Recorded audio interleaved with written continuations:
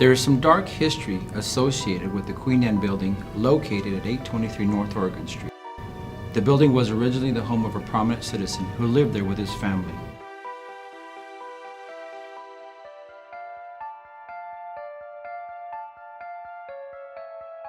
But there was a tragedy when his wife took an unexpected fall down a narrow staircase and succumbed to her injuries.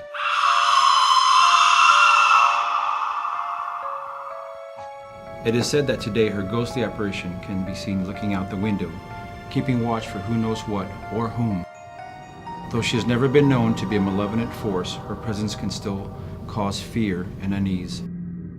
Today, the police department uses the building as a station, though they have as of yet not had any ghostly encounters. It doesn't mean the next sighting isn't just around the corner. While that dark piece of history goes back far into El Paso history, let's not forget another tragedy that happened before it was purchased by the college. It seems while the building was occupied, some of El Paso's homeless decided to take up residence there. To avoid detection, some opted to use the basements as a refuge, so their fires, lights, or movement would not catch the attention of police.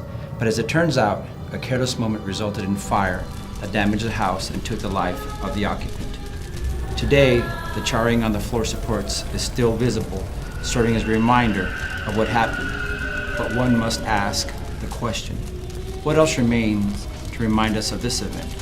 Or more importantly, who remains behind, trapped in the world between the living and the dead?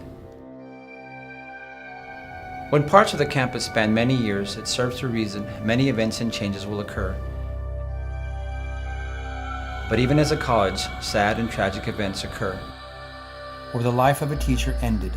Sadly, in front of her class, she collapsed and was pronounced dead. It was 5:03 p.m., October 16, 2007.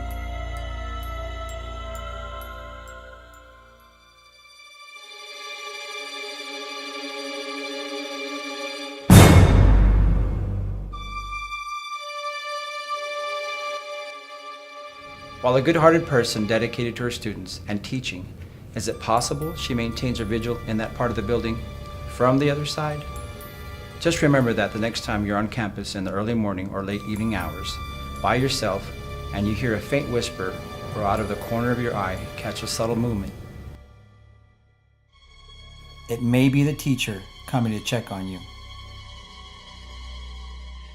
There is likely not a single student who has not had to go to the Student Services building located at the corner of Montana and Oregon Street.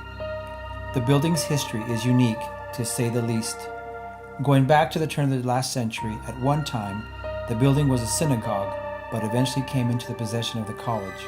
In order for the building to meet the requirements of the Americans with Disabilities Act, an elevator had to be installed, connecting the two upper floors and the lower level. One afternoon in March of 2007, employees at the center heard the alarm bell in the elevator go off. This meant the elevator had stalled between floors. Several staff members heard the bell and a woman's voice. They could hear her above the sound of the alarm bell saying, "Let me out! Help! Let me out!" She was also tapping with her fingernails on the door.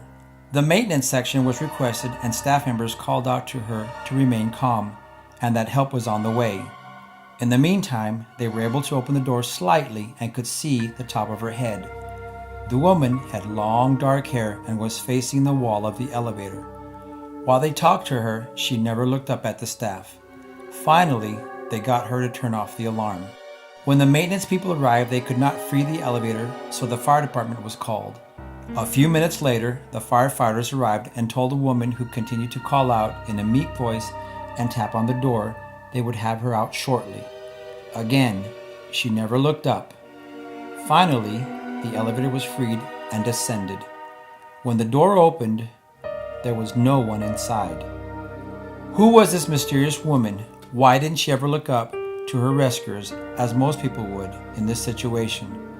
And very importantly, where did she disappear to? In 2010, an EPCC student, Matt Esparza, recalls a bizarre event that happened to him and two of his friends in the Student Services building. They were on the second floor waiting for another friend when they decided to go to the old ballroom. They went in there, were goofing around, throwing the football in the middle of the afternoon.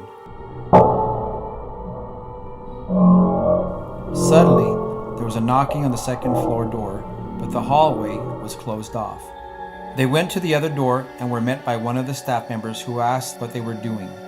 Matt explained what happened and the staff member replied, "Oh, that happens a lot around here. I think you might have made them mad. Be careful." No one was in the hallway where the noise came from. It's a sealed corridor. Everyone heard the banging. The question is, who or what was doing the banging?